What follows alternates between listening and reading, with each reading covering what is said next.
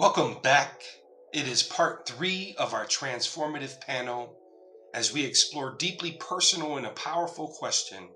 How has music helped you move through grief, anger, anxiety, or isolation in your own life and in your healing work with others?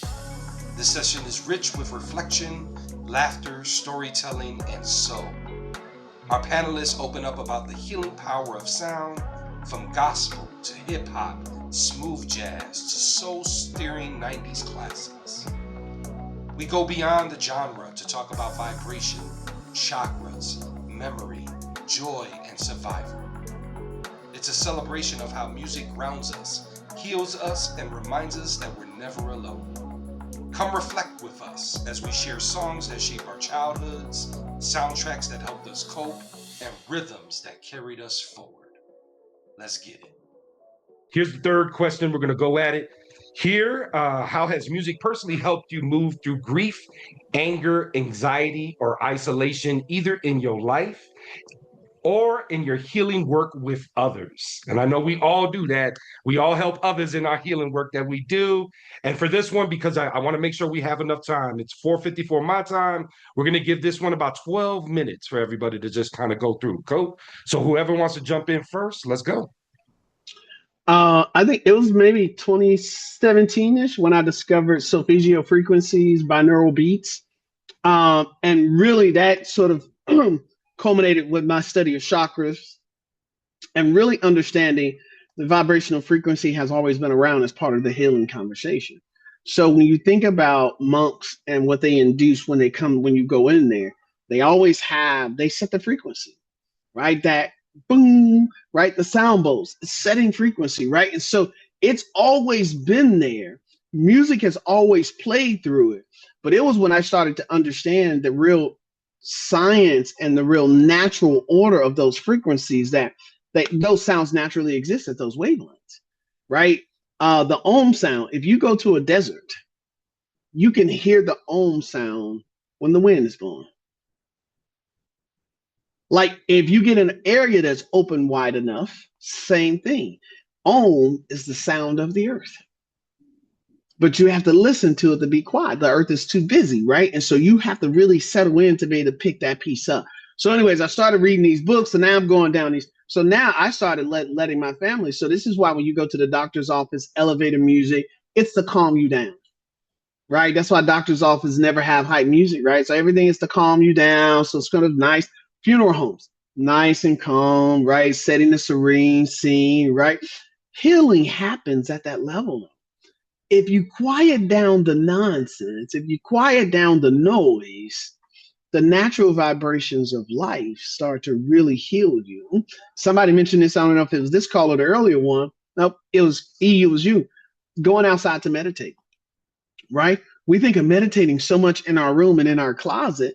People don't even suggest to you to meditate outside. Guys, why not? That is the best place you can, right? Because now you're really tapping into all of sort of those natural pieces. And so I think for me, using it in my own inner healing work and when I'm working with others is really having that. I've had some sounds on in the background throughout this call as well, too. So even when I'm on the podcast, I typically have something on, but I've really learned how to attune my chakra balancing with the frequencies. And so now if I know what's kind of going on with me, I actually go find that frequency on YouTube and I can really settle into my meditation. So it's really a beautiful thing. So much so that I decided to become an energy therapy practitioner. I really got into it because I was like, oh, this is. So anyways, that's in terms of sort of leaving it there. But if you guys look it up, it's solfeggio frequencies or binaural beats. Each one takes you to the same place.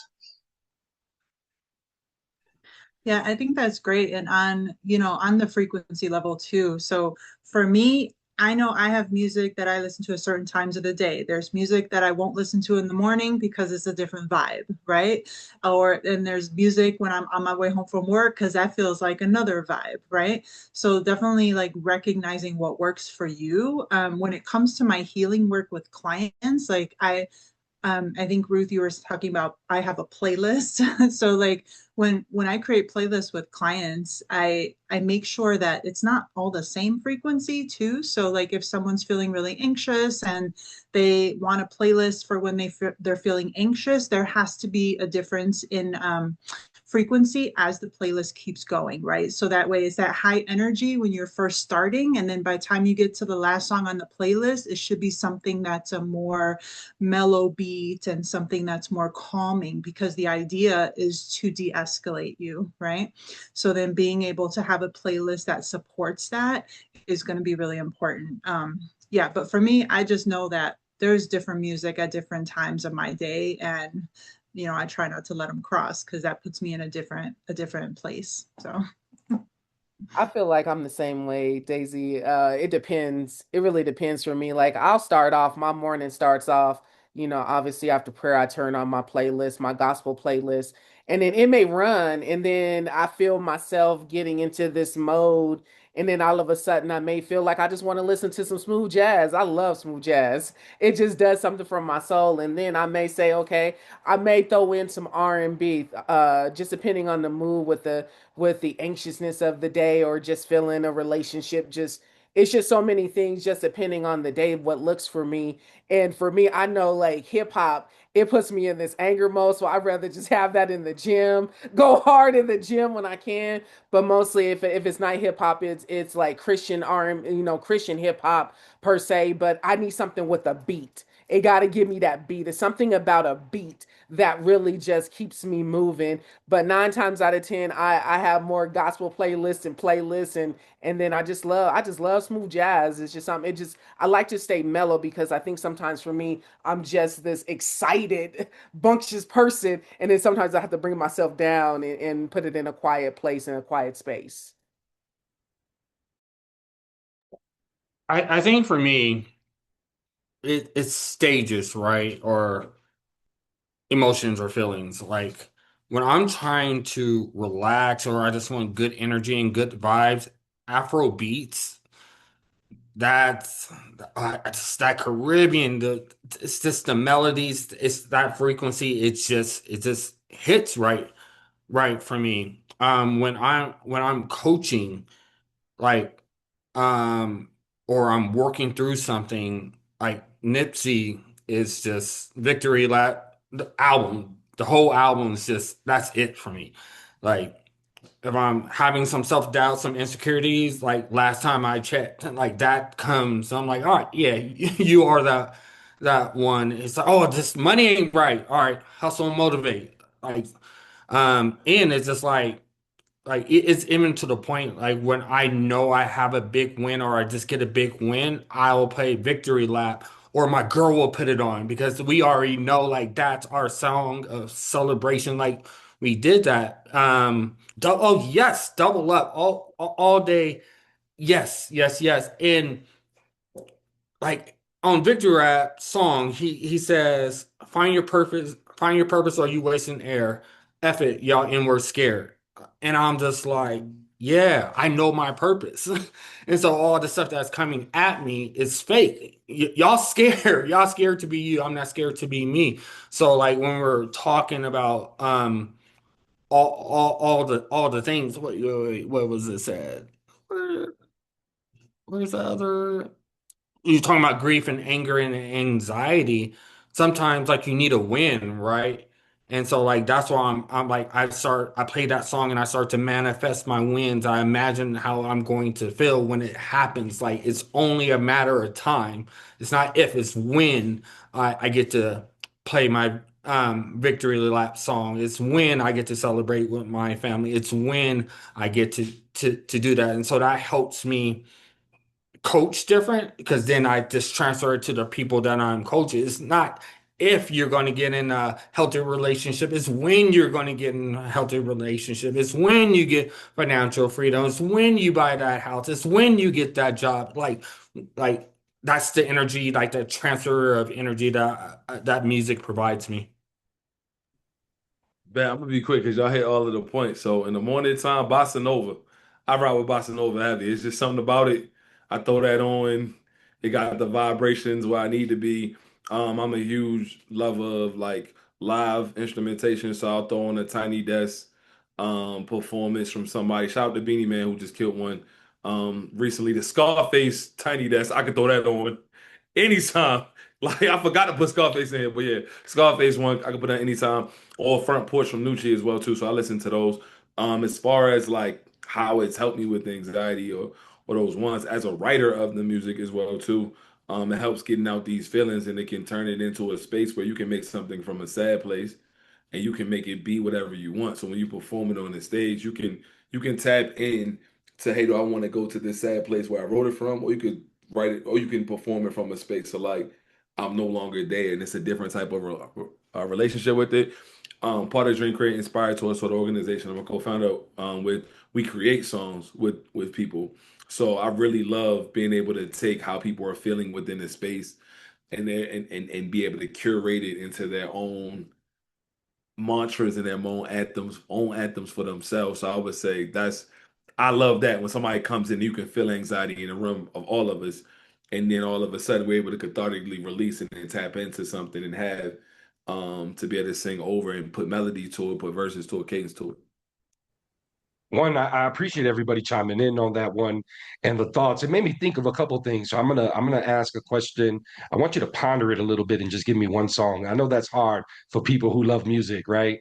But let's say, I did a few segments, one specifically with Miss Daisy, and we were talking about childhood trauma, right? And I feel like sometimes there's certain songs that bring me back to my childhood. Right. In your reflection, think one song brings you to your childhood, just one song. And in that, I also wanted to say, in terms of like the anxiety, the grief, the things that music supports in so many ways, I guess in your thoughts, besides giving me that one song, I guess the other thing will be in your thoughts in the space of how music supports us in that, what it does for us, right? The medicine it provides, whether it's through the ear, right? The nostalgic pieces. Love to just get your one-two thought on what that is for you, the feeling, whatever it may be, right? Um, what do you feel that music is doing in that space for people? And I know we spoke specifically us in that last round. So that's the one song that brings you to your childhood, and then how this specifically speaks to other folks in your thoughts, right? So I think my first one that brings me to my childhood, which is funny. It is funny. It reminds me of my Aunt Mildred from Virginia. She came out for 2 summers in a row in the 80s, and Keith Sweat was huge. I'm telling you, ain't nobody beating Keith Sweat in the 80s. And he had a song, Daisy, I'm right in Chicago. He had a song, Make It Last Forever. I know y'all know it. Man, that song, when it comes on, it brings me to that time. It brings me to that house. It brings me to my Aunt Mildred.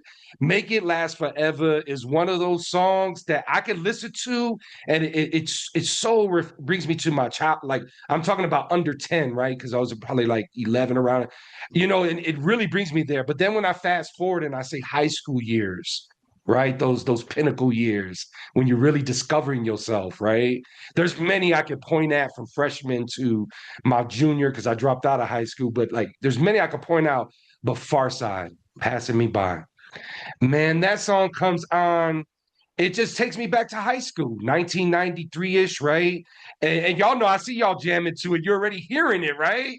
And it's one of those songs that just does it for you. I don't know what it is. It brings 93, that and 93 to Infinity. Those two songs just bring you to 93.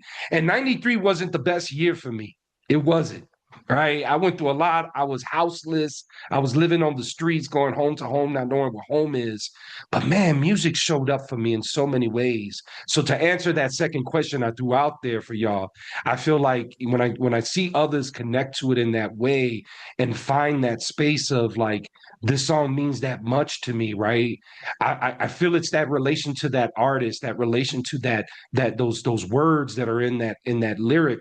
Because sometimes I, as an artist who used to pen something and I didn't like it at all, me and Wayne talked about this, but it resonated with someone else. And I'm like, how in the hell did that resonate with someone else? Right. So I'll land my plane there. One song, and we have to keep it short, but one song reminds you of your childhood, brings you there. And then what you feel that music is providing for others. Right. Just your thought, real quick, one, two thought. Whoever wants to go. I don't know, because now I got this song in my head, and now I just want to be like, when I went to school, I carried lunch in a bag with an apple for my teacher. And I just want to keep on going, right? Um, Okay, so like back on that R&B vibe, like what I was thinking when you said that, I was thinking two things. One of them's music, one of them's stand up. But one of them was Lionel Richie LPs. And like thinking about Lionel Richie and how my dad used to play Lionel Richie all the time on his record player. It's kind of weird, but you know, it was what it was. And then it was just a good moment in my childhood where I felt very connected to him.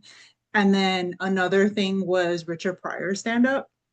He used to also play Richard Pryor stand up on LPs all the time, which is very inappropriate for me to hear at that time. But, you know, it was what it was and is connected to a really good memory of a time when we had a better relationship. I'll just leave it there.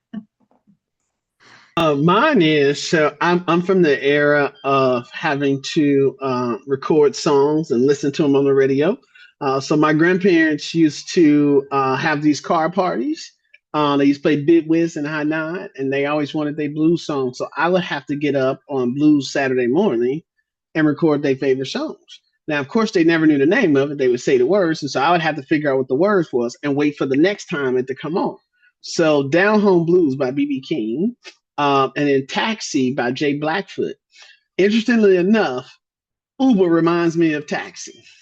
All I can every time I think about Uber, and I love to take Uber, but it's literally taking you to the other side of town. Not for your baby, right? In terms of taxi and other, but literally we're now putting our kids in cars to take them to the other side of town when we can, right? And so really just sort of thinking about that sort of full circleness of some of the songs and how they meant to us, and even Down Home Blues, and really talking about, hey, look, we still got to enjoy life, regardless of what's going on, right? And so I think that piece of there, and I think that second point, which is what do I think music bring to people? It's unequivocal in my mind that music brings healing to people, right? Because there are people who are putting music out there that is a representation of what they went through.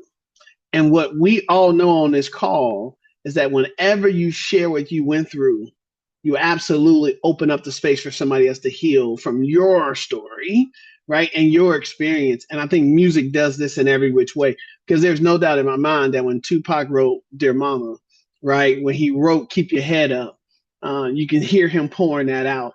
DMX slipping, you can hear that pouring out, which is why there's no part of when you listen to that songs and generation that you can't feel that piece, which is very different than a one-hit wonder where it didn't really resonate, right? Music that resonates is never a one hit. It just surpasses generations, right? And Coach, when I looking at this, I'm glad you asked us all to pause, because I actually got a little bit emotional just thinking about how we all responded to those songs in '93, right? Because everybody on this call was born in '93. And so, but those songs were to that point where, again, if you think about '93, this is pre-internet, right? This is pre-cell phone, right? So you're talking about dial-up now just happening in the 93 time. Like AOL, that really didn't hit to like 95-ish, right? And so we literally have this song which clearly was played in all the radios in all of our neighborhoods and all of our blocks and coming through.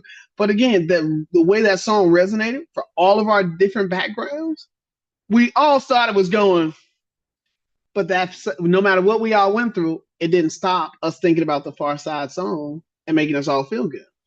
And there's no doubt in my mind that music heals from that example right there alone. Hey, y'all got hop in there because shout out to 1993. I didn't realize 1993 was that dope, yo, in terms of music. So the song I'm gonna say came out in '94, but it probably was made in '93. Is literally so for real. Candy Rain when it come on, like I think it's sock hops, elementary school, pizza, like a crush. Like between that and Tevin Campbell's Can We Talk, both of them is like the person I get the phone number with, talk on the phone, you know what I mean? Write the little notes in class. Oh man, talent shows, you know what I'm saying? Like cross colors, like all of that. I think of the youthfulness of growing up being a 90s. I was born in 85, but really, you know what I mean, 90s really cultivating me that way. So it really speaks to childhood to me. And yeah, I think for music, what you guys said there, I think it also is a time travel, right? Because it gives us a chance to travel time, um, all non-linear, so we can go. We all went back to 1993 for a couple of seconds and came right back in here. So yeah. Man, I have to jump real quick. Oh my goodness. Like that just really took me back. I mean, I have to go back to my first tape. I had another bad creation. I was excited when I got another bad creation and my sister got Miss Chalet. We thought we was on top of the world, but then I had to go to SWV and TLC and Aaliyah. Like those were the hits. I love me I love me some good R&B and Faith Evans. Like, come on now. But it's safe. I feel like now the generation listening to music, like Grofessor said, like it's healing. And I also feel like it's safe. It allows you to be who you are and just be safe and embrace who you are. And music is healing. It brings out the good, the bad, the indifferent, and it brings out where you've been, where you're at currently, where you were previously, and hopeful where you are going to go in the future. Well, I didn't know we was doing 1993, but yo, that was a year. Like Wu-Tang Cream was out. Like Tupac, I hit around. I'm like looking up this stuff. I'm like, oh my God, this stuff. But I'm gonna go to like what I know I was listening to. It was Crisscross Jump. Like that was a whole movement. Like in middle school, like we wearing our pants backwards. Like we doing a whole bunch of stuff that don't make any sense. Cross color was a thing then. Like you talk, I think somebody said British Knights and stuff. I'm like, man, this is when I used to go down on the east side on Downing at 707 and go get me a whole outfit for $10. Like that's but I think that song brought unity. It really did. I think we all agreed that like jumping in the air and celebrating for no dang reason whatsoever was okay and we could have joy. And so like that's why that's one of my favorite songs.